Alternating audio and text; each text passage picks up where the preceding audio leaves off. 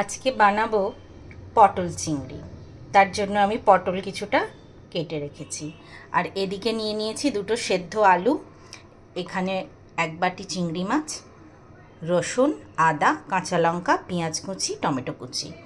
এবারে আমি এই পটলগুলোতে নুন হলুদ মাখিয়ে নেব।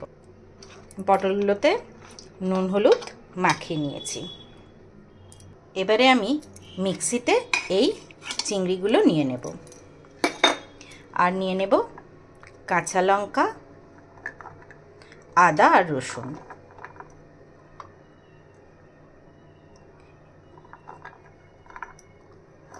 এগুলো আমি একটা পেস্ট বানিয়ে নেব।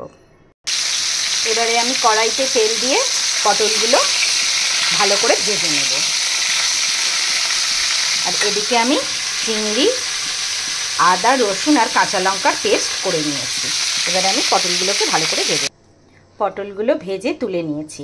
এবারে এই কড়াইতেই দিয়ে দেব তেল, দিয়ে দেব শুকনো লঙ্কা, তেজপাতা আর জিরে। ফোড়নটা হয়ে গেছে, দিয়ে দেব পেঁয়াজ কুচি।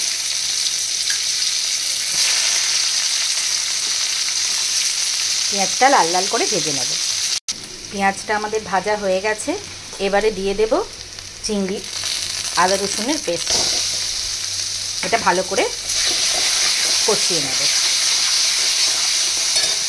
চিংড়ি মাছটা ভালো করে ভাজা হয়ে এলে, চিংড়ি মাছ আর আদা রসুনের পেস্টটা ভাজা হয়ে গেছে। এবারে দিয়ে দেব টমেটো কুচি,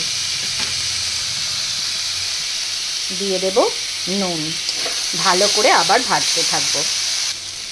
এবারে দিয়ে দেব লঙ্কা, হলুদ আর জিরে গুঁড়ো ভিজিয়ে রাখা, দিয়ে কষতে থাকবো।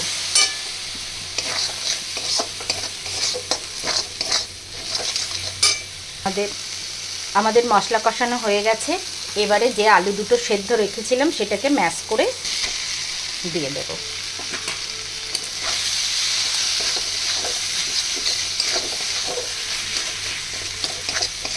দিয়ে দেব গরম জল।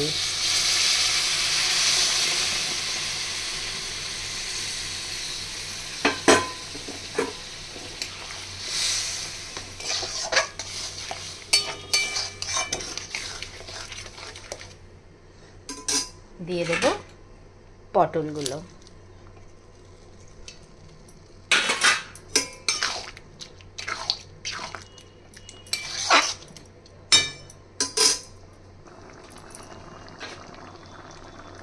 দিয়ে দেব পরিমাণ মতো নুন আর পরিমাণ মতো চিনি। এবারে সেদ্ধ হওয়া পর্যন্ত অপেক্ষা করব। দিয়ে দেব ঢাকা। হয়ে গেছে আমাদের পটল চিংড়ি। এবারে ছড়িয়ে দেব গরম মশলা বা মিট মশলা, আপনাদের যা থাকবে একটু ছড়িয়ে নামিয়ে নেবেন। নামিয়ে নিয়েছি পটল চিংড়ি।